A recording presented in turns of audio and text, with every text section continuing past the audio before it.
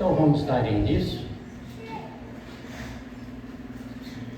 Olá pessoal, bom dia para todos que estão aqui na matéria e aqueles que nos acompanham. Que Nossa Senhora, através dos nossos pensamentos de bem-estar, compreensão, possa acolher a cada um com um imenso carinho de manhã. Que Jesus nos abençoe e nos fortaleça nessa manhã de domingo, nos trazendo mais um estudo do Livro dos Espíritos. E nós temos como palestrante Sara Fernanda, que vai nos esclarecer mais um pouco de todo esse conhecimento. Então vamos nos aquietar.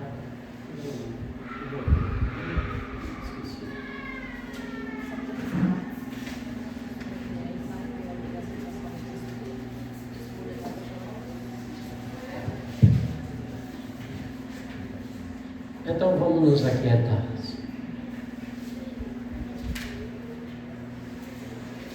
Porque é através do silêncio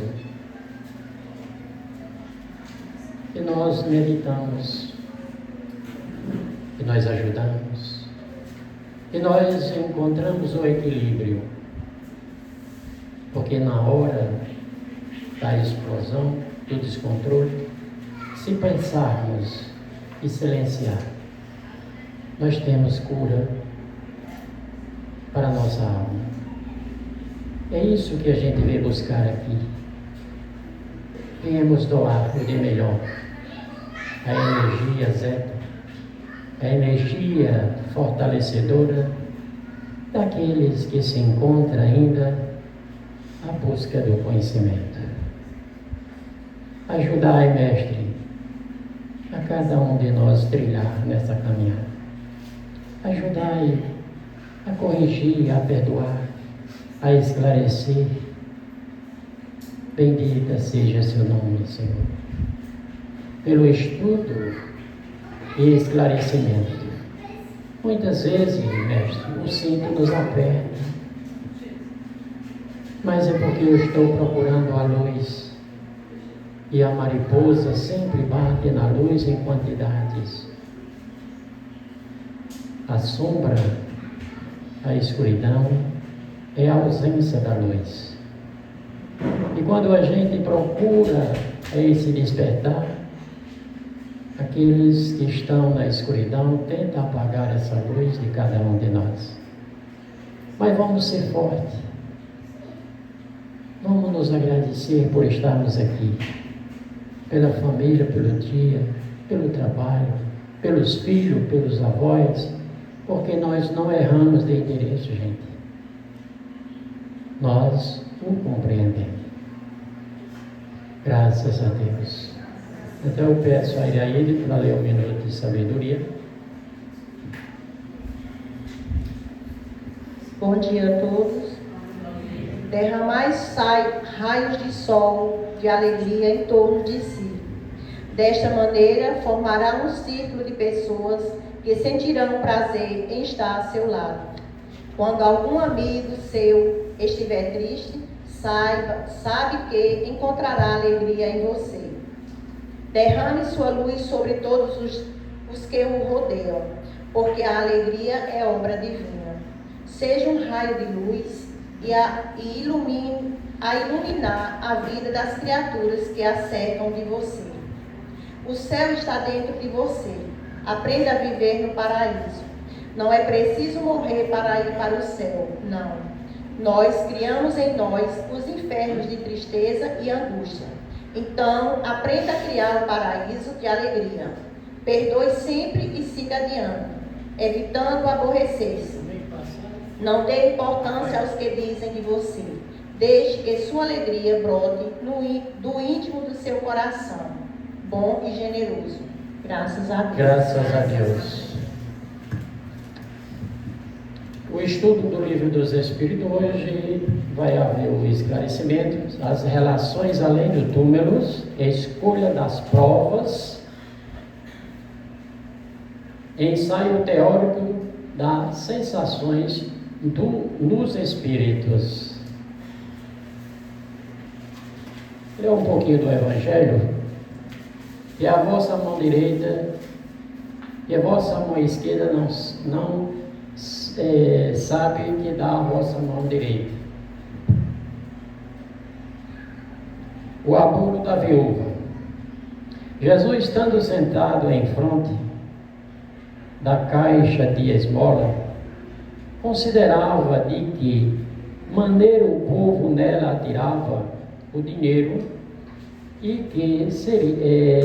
que várias pessoas ricas tinham colocado muito.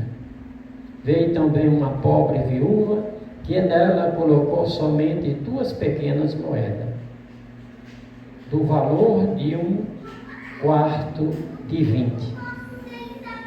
Então Jesus, tendo chamado os seus discípulos, lhe disse: eu vos digo em verdade, esta pobre viúva deu mais do que todos aqueles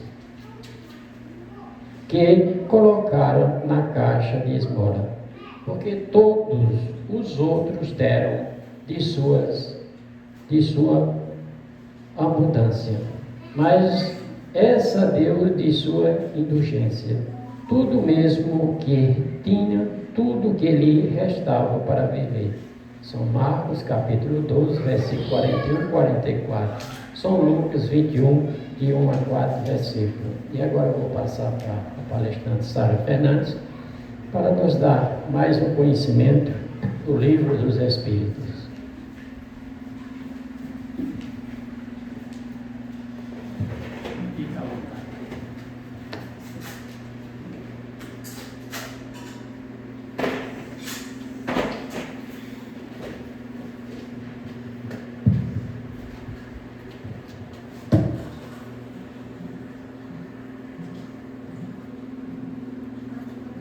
Bom dia a todos. Bom dia. Se encontram aqui na Casa Espírita Irmãos em Cristo. E para quem irá nos acompanhar também pelas redes sociais e pelo YouTube, nós vamos dar continuidade aos nossos estudos dominicais, né, do Livro dos Espíritos, particularmente o capítulo 6, intitulado Da Vida Espírita, nos tópicos Ensaio Teórico da Sensação nos Espíritos, Escolha das Provas e as Relações no Além-Túmulo. Particularmente, eu acho o Livro dos Espíritos assim, uma obra fantástica. O Pentateuco como um todo, ele é fantástico, né? Assim, uma obra muito completa. São os 5 livros ali primordiais, vou dizer ali, iniciais, né, do Espiritismo, que é o Evangelho segundo o Espiritismo, o Livro dos Espíritos, nós temos o Livro dos Médiuns, Céu e Inferno e a Gênese. Só que o Livro dos Espíritos, em especial, ele traz ali centenas de perguntas e respostas que servem como base da compreensão científica e filosófica do Espiritismo. E além de trazer essas perguntas e essas respostas, que nos dão realmente uma base, né, da doutrina, em vários momentos eles trazem estudos, também intitulados esses ensaios teóricos, que é justamente um aprofundamento da temática trabalhada em algumas perguntas. É como se fosse uma explicação a mais, sintetizando ali aqueles conhecimentos. E essa parte aí do ensaio teórico da sensação nos espíritos, ele vai aprofundar, trazer ali outras explicações de perguntas anteriores, que foram trabalhadas no domingo passado, Rafael, né, que trabalhou perguntas voltadas para a percepção dos espíritos na vida extracorpórea. Como é que um espírito, né, no plano espiritual, ele sente, ele percebe sentimentos, sofrimentos, né? Será como nós no corpo carnal? Então, como é essa percepção espiritual? Então, essas perguntas, após essas perguntas, nós temos aí esse ensaio teórico que vai trazer uma luz maior para essa temática, tá? Principalmente porque o nosso corpo, ele é um instrumento da dor. E o nosso espírito, ele tem a percepção dessa dor. Então, essa é a primeira informação que aparece nesse ensaio teórico da sensação nos espíritos. A ideia de que a dor é sentida pelo nosso corpo material e o nosso espírito tem a percepção dessa dor. Ele não recebe a dor de maneira direta, por assim dizer, né? Ele percebe, ele tem a reminiscência, a lembrança, tá? E como é que isso acontece? Como é que essa percepção, não só da dor, mas vamos colocar ali os sentimentos em geral, né? As sensações de forma geral. Como é que isso se transfere do corpo material para nós enquanto espíritos? Justamente através do perispírito. Então esse ensaio teórico vai falar um pouco melhor sobre essa relação. Aqui, eu trouxe essa imagenzinha, vocês já devem ter visto, é uma informação bem recorrente, né, nos estudos espíritas, a ideia de que, enquanto espíritos encarnados, né, nós somos espíritos imortais, obviamente, né, a nossa existência enquanto espírito imortal. Na Terra, em específico, nós precisamos do nosso corpo físico, do nosso corpo material, para passar pelas provas neste mundo. E nós temos aqui o perispírito, que vai ser responsável por fazer a conexão entre o espiritual e o material. Então, ele é uma forma de ligação, tá? Justamente para passar essas percepções do nosso corpo físico, do que acontece à nossa volta, para nós enquanto espírito. E aí, o início do ensaio teórico vai trabalhar justamente essas relações. O que que vai dizer? Que o perispírito é o laço que a matéria do corpo prende o espírito, que o tira do meio ambiente, do fluido universal. Então, o perispírito vai fazer esse trabalho aí de conexão entre nós enquanto espírito e o nosso corpo carnal, o qual nós precisamos, né, para passar pelas provas aqui no globo terrestre. E esse perispírito ele vai ser formado, né, do fluido universal a partir do ambiente que nós vivemos. Então, nosso perispírito é formado pelos elementos aqui do globo terrestre. A partir do momento em que nós reencarnemos em outros mundos, nosso perispírito vai ter que ser formado pelos elementos daquele mundo. Tanto é que quando nós temos seres de luz que habitam mundos felizes, se Deus quiser um dia nós estaremos por lá, né? Quando eles vêm até a Terra, eles precisam formar esse perispírito dele a partir dos fluidos terrestres, tá?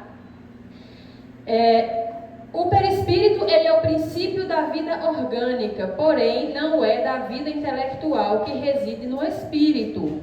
Então, é em nós enquanto espírito que reside o nosso poder intelectual, a nossa moral. Por isso quando diz, dessa vida, o que a gente leva quando nós desencarnamos? O que vai com a gente para o plano espiritual? O que vocês acham? O conhecimento que nós adquirimos, o que mais? Lembranças. Nossas boas obras aqui na Terra. Nossas lembranças, nossas boas obras na Terra, porque isso tudo está ali no espírito. Todas as questões materiais ficam com o nosso corpo material aqui na Terra.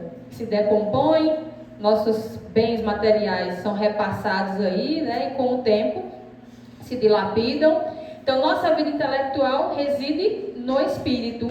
O perispírito faz essa conexão com a vida orgânica. É, além disso, o agente das sensações exteriores. Porque é através do perispírito, olha a ligação, né, entre o corpo e o espírito, é através do perispírito que a gente percebe as sensações exteriores.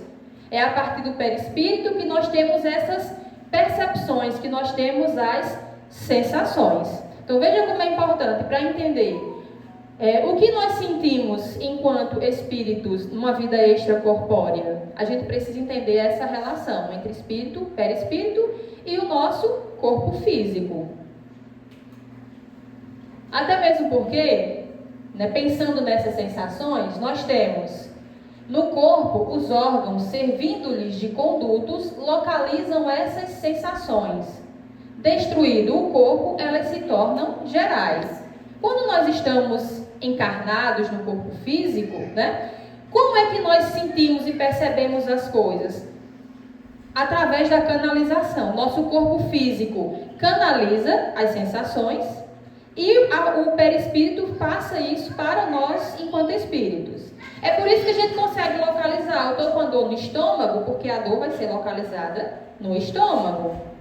Eu estou ali, eu tropecei, machuquei meu dedo, eu consigo perceber, porque a parte do corpo ali, isso está canalizado. A partir do momento em que se finda essa vida orgânica, o perispírito, ele não tem mais o corpo físico que vai canalizar ali pontos específicos. Então é como se a gente sentisse como um todo.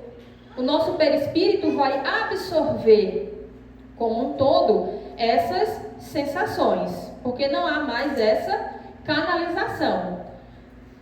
Liberto o corpo, o espírito pode sofrer, mas esse sofrimento não é corporal, embora não seja exclusivamente moral. O que isso quer dizer?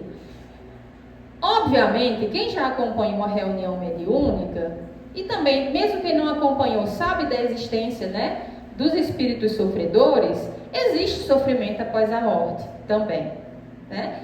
Caindo por terra aquela ideia de, morreu, se acabou, né? Morreu, vou ter o descanso eterno. Depende, tá? Depende bastante da nossa vida e das nossas ações, como Iraide comentou. E aí, a gente continua sofrendo dependendo da nossa vida terrena.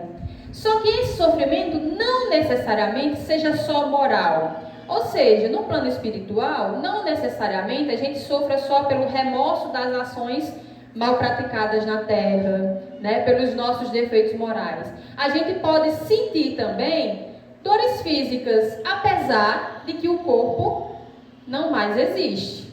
Um pouco complexa essa ideia, né? Como o meu espírito pode sentir essas sensações, essas dores ligadas ao corpo, se esse corpo provavelmente já está ali em decomposição, né? A gente tem relatos, vê muito em reuniões mediúnicas, espíritos que estão passando frio, né? Ou que sentem, espíritos que foram incendiados, que sentem as dores, né, da queimadura, ou espíritos suicidas que ficam sentindo constantemente as dores do desencarne, né? Os efeitos de um veneno, de um tiro, e isso se perpetua. Imagine o grau de sofrimento de uma pessoa que em um ato deslocado, impensado, acha que com aquela ação cessa a dor e tem a surpresa infeliz de que ele conseguiu agregar sofrimento.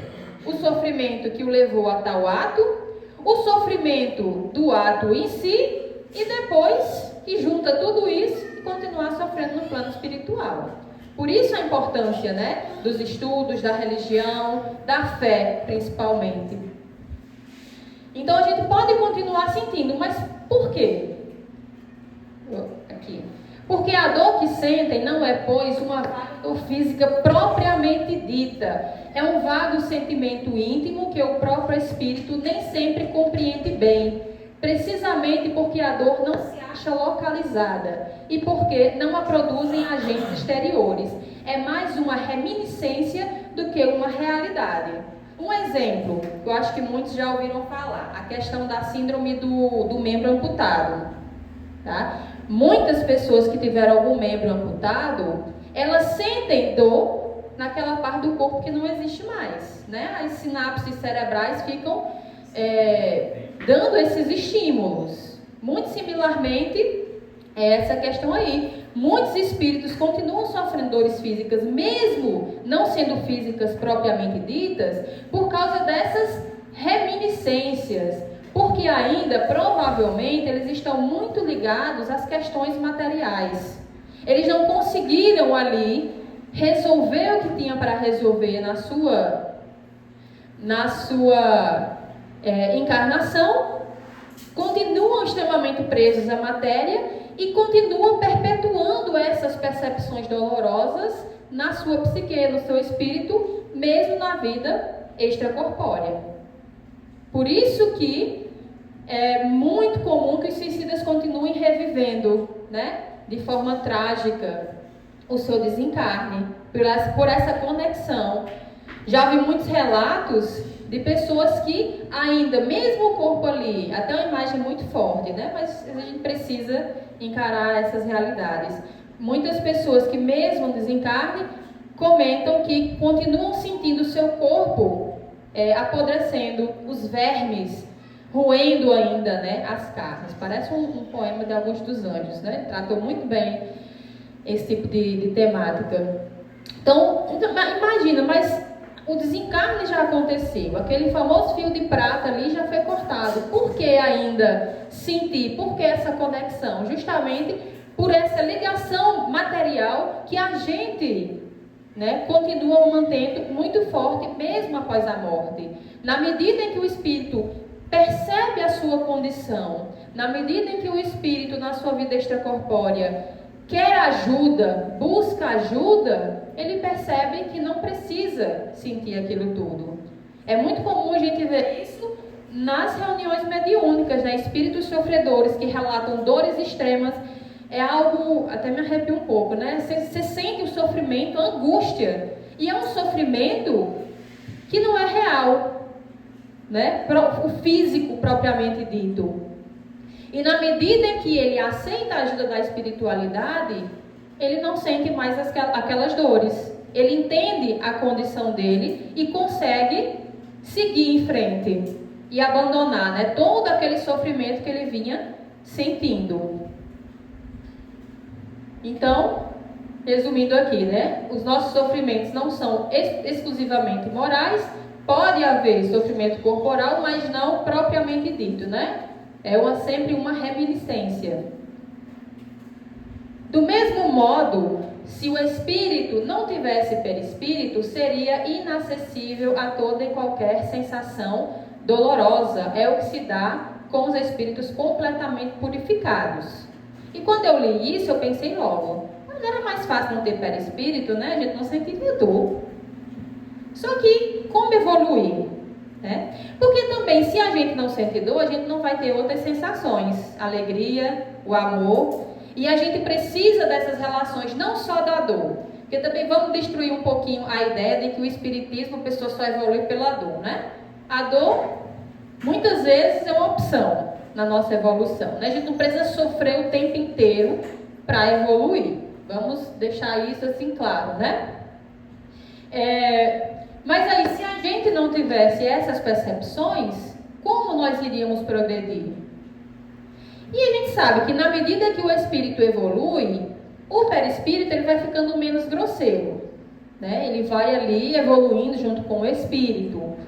Então, quanto mais eles se purificam, tanto mais etérea se torna a essência do perispírito, onde se segue que a influência material diminui à medida que o espírito progride. Isto é, à medida que o próprio perispírito se torna menos grosseiro. Então, na medida que nós evoluímos, nós iremos sofrendo menos. Aí podem-se dizer, mas os espíritos puros não sentem nada? Não necessariamente pensando nas coisas materiais. Porque o que é aqui, pra gente, o que é uma coisa bela, imagine o que é no mundo superior. Né? Vai ser ali algo trivial, é como você vê uma brincadeira de criança. Então, é um conhecimento que ainda está muito fora da nossa realidade, porque a nossa realidade é viver em prova, em mundo de prova e expiação, tá? Mas, o que sabemos é, à medida que evoluímos, nós teremos menos necessidade de sofrimento, porque os nossos sofrimentos são resultados das nossas ações perante esse sofrimento. A gente pode, na medida em que a gente começa a perdoar mais, a amar o nosso próximo verdadeiramente, né? Como a nós mesmos, amar a Deus sobre todas as coisas, praticar a caridade, o sofrimento do mundo nos atingirá de uma forma muito menos impactante. Uma pessoa que perdoa com facilidade, perdoa mesmo, sem se deixar abalar, né, por aquela ação, com certeza vai sofrer muito menos de que alguém que escuta uma crítica, pronto, vai levar aquilo ali para a vida inteira, vai ficar remoendo, né? E vai acabar adoecendo de estresse, por aí vai. Então vejam como a gente tem a escolha, né, de sofrer menos, para chegar nesse patamar de tornar nosso perispírito menos grosseiro. e ganhar aí nossa passagem, né? Conquistar nossa passagem aí para mundos melhores. A alma ou o espírito tem, pois, em si a mesma faculdade de todas as percepções, né? Pensando em percepção, todos nós, encarnados e desencarnados, a gente sente as coisas da mesma forma, a gente tem acesso a todas as percepções. Porém, estas percepções na vida corpórea se obliteram pela grosseria dos órgãos do corpo. Na vida extracorpórea se vão desanuviando à proporção que o invólucro semimaterial se eteriza. Ou seja, enquanto nós estamos aqui, né, no nosso corpo de carne, nessa reencarnação, a gente tem as mesmas percepções que temos enquanto espírito fora do corpo. A diferença é que os nossos órgãos canalizam. Por exemplo, se entra uma criança gritando, todo mundo vai escutar, né? Porque, a não ser que alguém tenha alguma dificuldade auditiva. Mas porque ali a gente, isso aí é filtrado pelos nossos órgãos sensoriais. Mas na vida extracorpórea, a gente vai tendo uma percepção maior do que acontece à nossa volta. Só que isso vai acontecendo na medida que a gente vai evoluindo. Quanto mais evoluído é o espírito, maior é a sua percepção, maior as suas habilidades. Habilidades que existem em todos nós. Mas espíritos de luz têm isso muito mais trabalhado do que o que nós temos. Por isso que muitas vezes a gente vê assim, espíritos que estão presos em determinado lugar, que eles não conseguem se libertar, eles não enxergam além daquilo que eles querem ver, porque a percepção deles ainda está conectada ao materialismo. A origem do meio ambiente, esse invólucro, né, o perispírito, varia de acordo com a natureza dos mundos. Ao passarem de um mundo a outro, os espíritos mudam de envoltório como nós mudamos de roupa, que eu até comentei nessa questão. Cada perispírito ele vai ser formado ali pelo material do globo em que nós estamos encarnados. E aí, mudando de mundo, a gente vai mudar o material desse perispírito. Inclusive, tem uma cena em Nosso Lar, né? Quando a mãe dele visita, a mãe de André Luiz o visita, né? Ela já como espírito em um mundo de luz, ela precisou fazer essa adequação. Todos, porém, assim, inferiores como superiores, não ouvem nem sentem, senão que queiram ouvir ou sentir. Não possuindo órgãos sensitivos, eles podem livremente tornar ativas ou nulas as suas percepções, que é o que eu comentei. Quando estamos livres do nosso corpo, o nosso perispírito percebe as sensações como um todo. Então é como se todas as faculdades ali, a gente não tem um local específico por onde elas nos atingem. Então a gente sente tudo como um todo, vê como um todo, escuta como um todo. É o caso da criança, se ela entra gritando, nós estamos encarnados, todo mundo vai escutar. Mas enquanto espírito, a gente tem um controle, porque a gente tem o livre-arbítrio, né? Eu quero me fazer visto, eu quero me fazer ser escutado ou não. Mas isso vai depender, mais uma vez, da evolução do espírito. Agora, uma coisa, eu tenho o livre-arbítrio, né? Como falei aqui, né? Posso não querer que me escutem, posso não querer que me sintam, mas uma coisa é obrigatória, os conselhos dos bons espíritos. Graças a Deus, né? E como é que a gente ia ajudar espíritos que sofrem se eles não fossem obrigados a escutar e a ver? Porque aqui também diz, né? A categoria que ocupem pode ocultar-se, né? Espíritos também podem se ocultar. Dos que lhes são inferiores, porém não dos que lhes são superiores. Então, como é que espíritos sofredores poderiam receber ajuda se eles escolhessem não serem vistos nem escutar? Então, há uma hierarquia espiritual, que eu vou comentar mais na frente, que, graças a Deus, faz com que os espíritos superiores sejam vistos, obrigatoriamente, e sejam escutados. Ah, mas a gente não tem livre-arbítrio? Ninguém é obrigado a seguir, né? Ninguém é obrigado a seguir os bons conselhos. Infelizmente, os espíritos podem ignorar esses bons conselhos, mas eles têm que ouvir. Isso aí é o primeiro passo, né? Até que ele se sinta pronto, preparado e queira receber ajuda. Que o primeiro passo para a mudança é querer receber ajuda. Se o espírito ou a pessoa encarnada não quiser, é uma batalha muito árdua, né? Só vai haver mudança se esse indivíduo quiser mudar. Mas, pela bondade divina, nós sempre teremos esses conselhos desses espíritos bons e a presença dos espíritos superiores a uma fala de ajuda, né? A um pensamento de ajuda. André Luiz lá no Umbral, né, quem assistiu o filme, no momento em que ele sintonizou ali rapidamente, né, quer ajuda, a espiritualidade já estava pronta para recolher. E assim é com todos nós, tá? E pensávamos que, né, falando em sensação dos espíritos, pensávamos que uma vez livres do nosso grosseiro envoltório, instrumento das nossas dores, não mais sofreríamos, e eis nos informais de que ainda sofreremos. Desta ou daquela forma, será sempre sofrimento. Nossa, imagina aí, você descobrir essa informação. Imagina, findou o corpo, acabou a dor. Mas aí uma coisa que eu acho muito legal, usando um termo bem nordestino, assim, bem massa do espiritismo, é que ele não camufla nenhuma informação, né? Ele traz ali, ó, a realidade é essa. Goste ou não, funciona dessa maneira. Então, muita gente acredita, acabou-se o corpo, acabou o sofrimento. Não, a gente pode continuar sofrendo. Pode dar-se que continuemos a sofrer, e muito, e por longo tempo. Ele não afaga ninguém, né? Não vai passar a mão na cabeça, não. Pode acontecer que a gente continue sofrendo muito e por longo tempo. Mas também que deixemos de sofrer até mesmo desde o instante em que se nos acabe a vida corporal.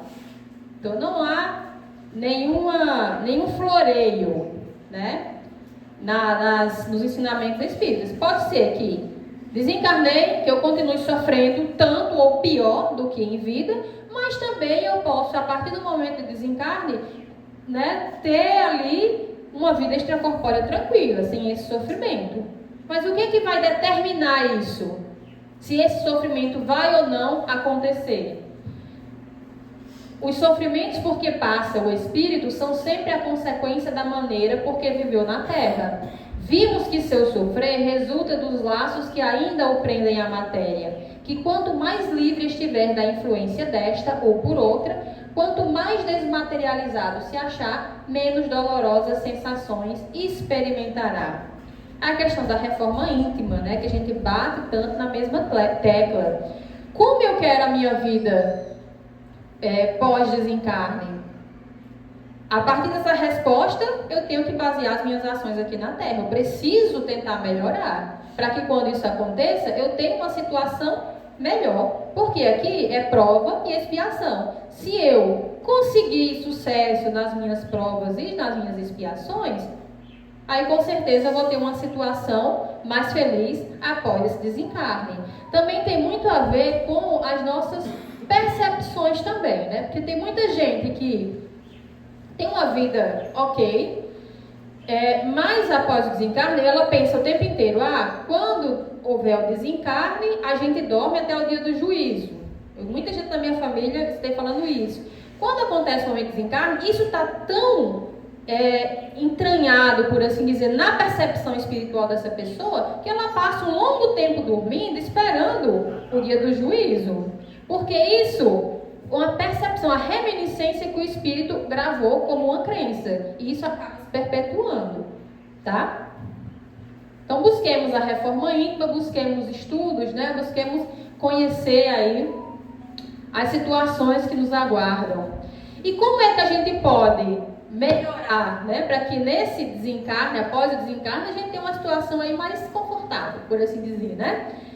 Dome suas paixões animais, não alimente ódio nem inveja, nem ciúme, nem orgulho, não se deixe dominar pelo egoísmo, purifique-se, nutrindo bons sentimentos, pratique o bem, não ligue as coisas deste mundo importância que não merecem. E então, embora revestido do invólucro corporal, já estará depurado, já estará liberto do jugo da matéria, e quando deixar esse invólucro, não mais lhe sofrerá influência. Desculpa que há algumas questões aqui no slide, ele ficou desconfigurado, ficou umas palavrinhas assim, né, mal divididas. Então vejam, né, o livro dos Espíritos, ele não só explica, mas ele também dá a solução, né?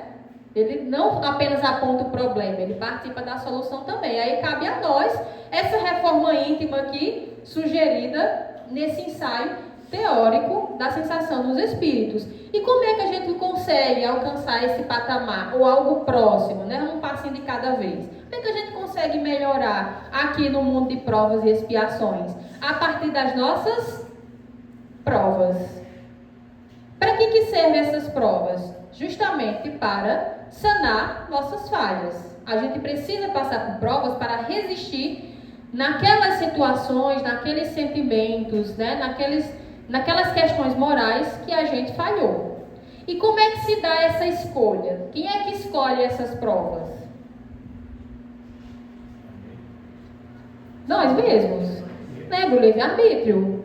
Ninguém vai assim impor, você vai ter que ir desse jeito, assim, assim, assim. Não. A gente escolhe, a gente vê o panorama, né? Quando a gente desencarna nesse processo para reencarnar novamente, a gente tem acesso, né?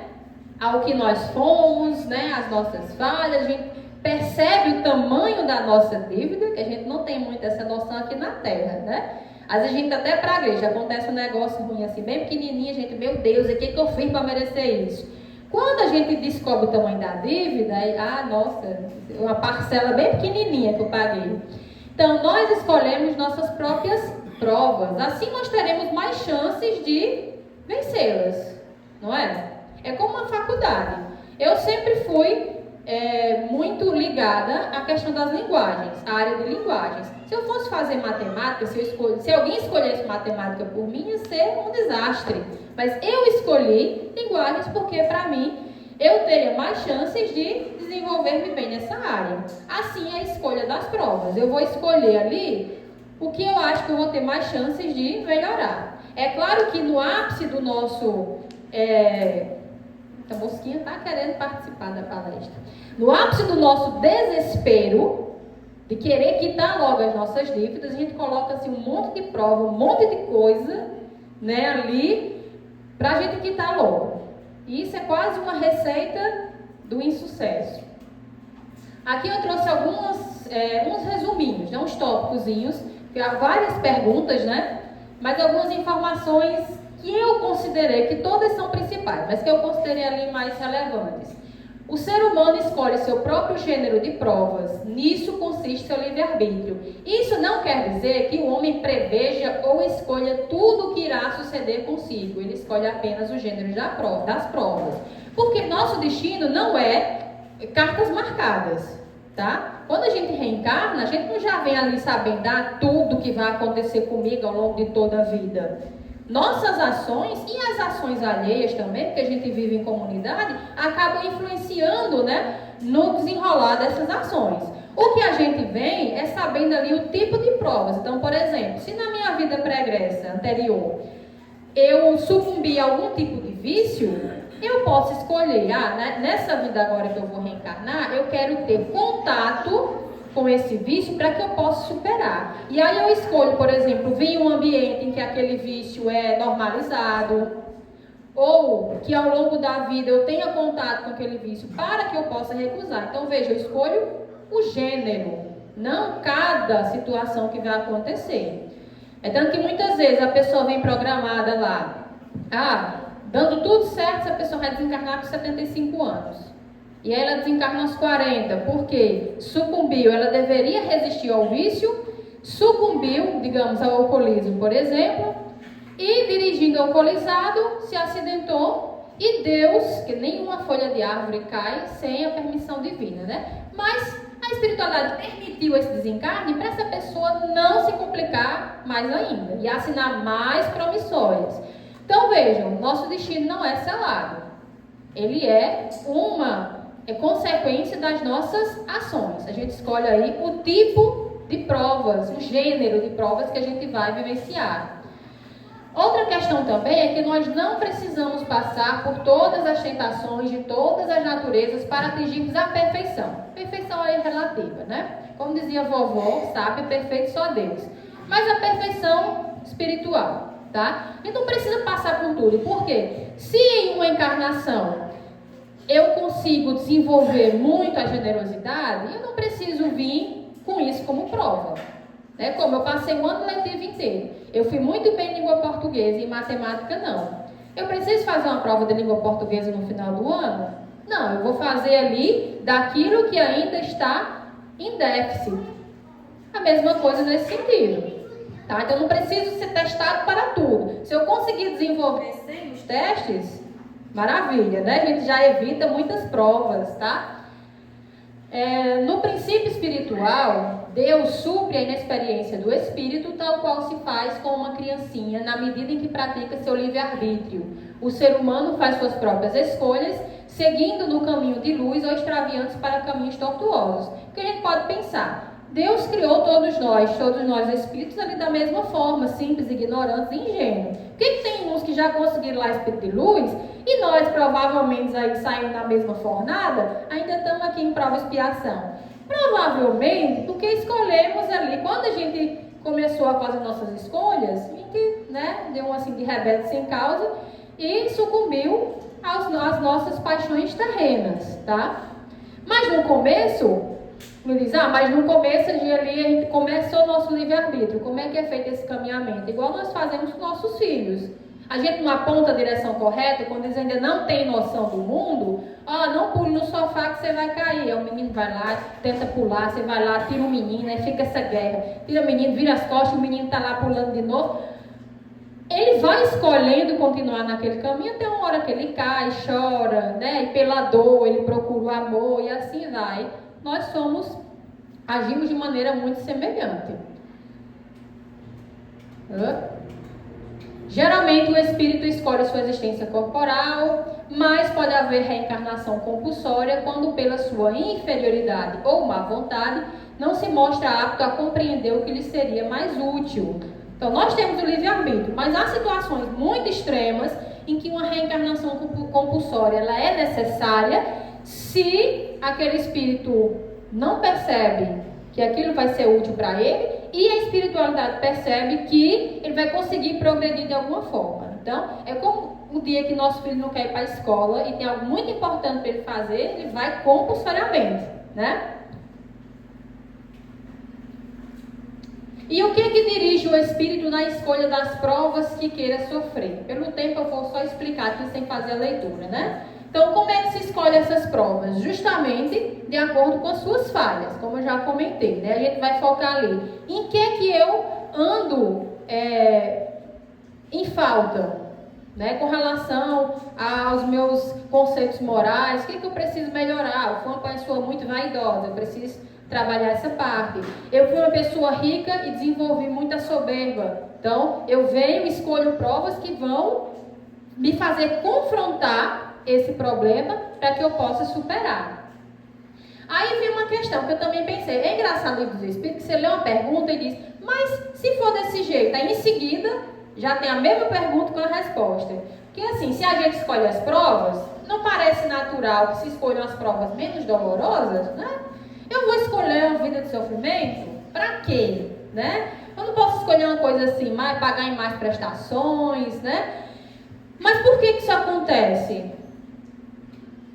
Pode parecer dos avós que seria mais fácil, natural, escolher provas menos dolorosas. Ao espírito, não. Logo que este se desliga da matéria, cessa toda ilusão e outra passa a ser sua maneira de pensar. É a questão de, quando nós estamos encarnados, a gente dificilmente se resigna diante das provas. Quando a gente está fora do nosso corpo carnal, a gente tem acesso ao tamanho da dívida, né? De, meu Deus, estourei todos os cartões. Então, por isso que a gente geralmente quer colocar um monte de prova para pagar logo essa dívida. Porque enquanto espíritos, sem o corpo de carne, a gente tem a ideia do quanto a gente deve. E a gente percebe que nessa vida a gente escolheu pagar só uma prestação. Então, quando a gente tiver ali, meu Deus, que sofrimento, pensa, eu passarei quantas vezes, né? Vamos melhorar aqui para eu não assinar mais promissórias. Ao contrário do que se possa imaginar, não há muita gente desejando grandezas e riquezas como expiação ou prova. A matéria deseja essa grandeza e o espírito para conhecer-lhe as vicissitudes. Porque também pode pensar, né? A riqueza é uma prova. Segundo os espíritos, eu não lembro, né? Mas segundo os espíritos, é uma prova das mais difíceis. Nós, enquanto corpos materializados, a gente pensa, nossa, seria tão legal se nessa vida eu tivesse escolhido ser uma herdeira, né? Milionária, aquela coisa, isso é tão mais fácil a vida, dinheiro não compra felicidade, mas ajuda. Esse é o tipo que nós pensamos na matéria. Mas enquanto espírito, a gente sabe, a gente conhece o tamanho dessa prova e que provavelmente a gente iria sucumbir nela, então a gente não escolheria. Porque imagina, você está lá, ó, você pode vir milionária aí, você não vai se preocupar com o dinheiro a sua vida carnal inteira, ou pode vir ali em situação de pobreza extrema. Você vai analisar e vai pensar o quê? Não, mas se eu vim com esse tanto de tentação, com certeza não vai dar certo. Então eu vou vir na pobreza. Só para a gente entender, né? Porque que provavelmente a gente vem na situação que veio, foi escolha nossa, tá? Por mais que a gente pense o contrário. Para atingir o estado de pureza perfeita, o espírito precisa passar constantemente por provas, o que não necessariamente se refere apenas a tribulações materiais. Então, a gente para evoluir não precisa sofrer o tempo inteiro, mas nós passamos por provas sempre. Mas essas provas não são apenas tribulações materiais. Às vezes uma prova é a gente, enquanto espírito, servir de guia espiritual para ajudar alguém encarnado. Apesar que dependendo da pessoa, né, acho que o guia vai sofrer muito mais, né, do que ela. Mas enfim, não necessariamente as provas elas serão dolorosas, tá? Esse último ponto aqui vai falar a questão. Você pode pensar, eu estou ali, no grau da evolução, eu estou assim, alguns degraus acima. Eu vou pedir para vir em um mundo primitivo, porque eu já tenho uma dianteira, né? Já estou ali além, então eu posso ter um bônus a mais na minha evolução. E não funciona assim. Não posso simplesmente pedir para vir no mundo primitivo para melhorar a minha situação. Por quê? Se a gente quer resgatar falhas, eu vou vir perto daquelas pessoas as quais eu preciso resolver minha situação. Então não ia adiantar nada ir para o mundo primitivo, poderia me complicar até mais. Agora, se é por uma expiação específica, por uma missão, a gente pode, né, vir numa situação dessas, ou entre povos que ainda assim estão pensando na questão da civilização, ainda estão aí em degrau antes. Mas pode haver reencarnação de seres inferiores entre povos civilizados, na tentativa de, vá aqui, nesse seio aqui, de um povo mais civilizado, para que você melhore. Às vezes dá certo, às vezes a gente pode ter aquele caso da pessoa que está ali completamente alheia ao que acontece, às vezes acontecendo algumas barbáries, né, como a gente vê. E por fim, tentar correr a parte mais curta, né, as relações além-túmulo, né? Quando desencarnamos, como é que se dá essas relações? Lembra que eu falei da hierarquia espiritual, né? Então aqui nós temos, os espíritos têm uns sobre outros a autoridade correspondente ao grau de superioridade que hajam alcançado, a autoridade que eles exercem por um ascendente moral irresistível. Eu coloquei aqui em itálico, sublinhado, em vermelho, para a gente gravar bem essa informação. Porque na Terra, aqui, nós também temos hierarquia. Mas a hierarquia nossa, geralmente é determinada pelo quê? Quem tem mais dinheiro, quem tem mais influência, né? A meritocracia ainda é uma coisa, uma utopia. Porém, no mundo espiritual não há exceção. A hierarquia se dá pela moral. Não tem meio termo, não tem arrumadinho, não tem ajeitadinho, nada. É a conquista moral, nossa evolução, tá?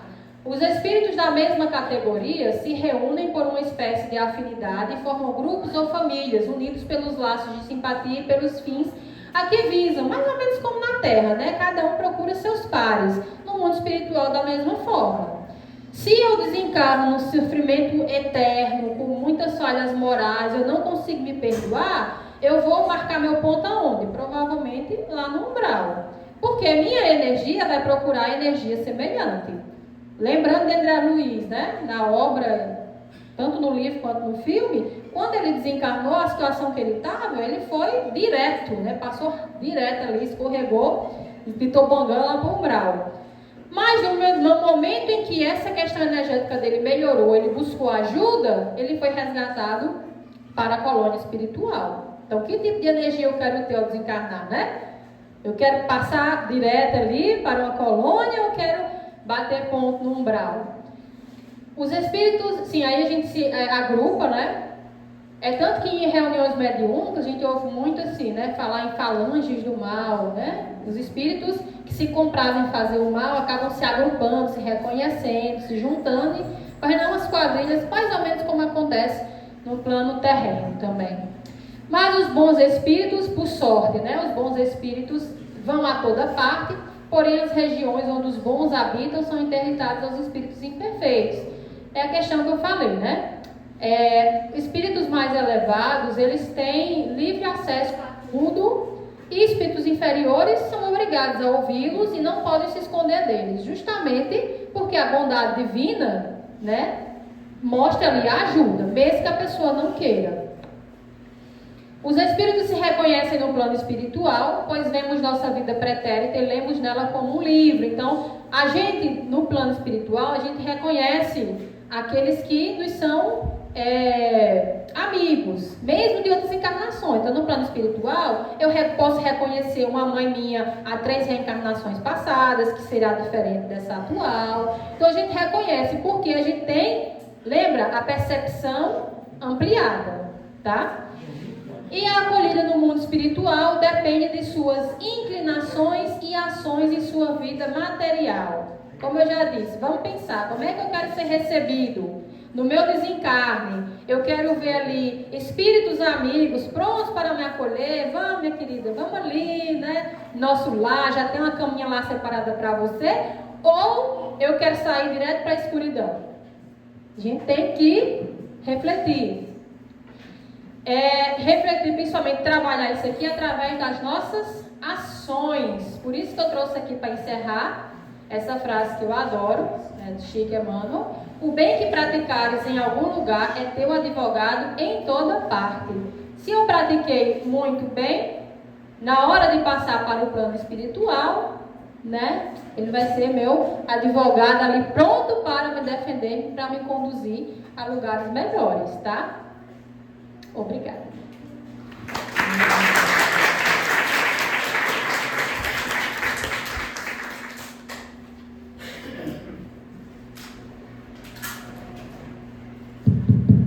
Pois é, eu gostei da tua voz, tuas explicações. E agora faça a prece final. Sentada mesmo. Então vamos nos concentrar. Quem quiser fechar os olhos e pedir ao amado Mestre Jesus que nos conceda iluminação, esclarecimento, que nos conceda principalmente coragem para enfrentar todas as tribulações da nossa vida, e que a gente possa começar essa semana gloriosa de uma maneira mais leve e com a resolução de persistir no caminho, graças a Deus. Agora